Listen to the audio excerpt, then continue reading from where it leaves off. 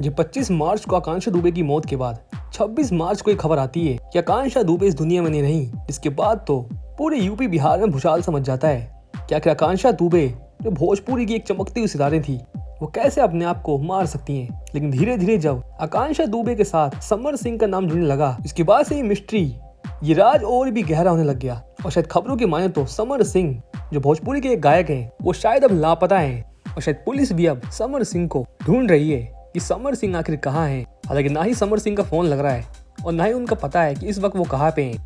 लेकिन सोचने वाली बात तो ये है कि आकांक्षा दुबे की मौत के बाद समर सिंह का पुलिस से यूं बचना कहीं ना कहीं इस मामले को और भी शक में तब्दील कर देता है। हालांकि समर सिंह भोजपुरी के जाने माने नाम है, जो अपने गाने से भोजपुरी ऑडियंस को दीवाना कर देते हैं। हालांकि खबरों की माने तो समर सिंह पर धारा 302 लगी है, जो आत्महत्या को उकसाने का इन पर आरोप है। और जल्दी समर सिंह गिरफ्तार भी हो सकते हैं, उनसे एक बड़ी पूछताछ भी हो सकती है। वैसे दोस्तों, आप सभी के हिसाब से आकांक्षा दुबे की मौत के पीछे आखिर किसका हाथ हो सकता है, कमेंट बॉक्स में जरूर बताइएगा। और इस वीडियो में इतना ही।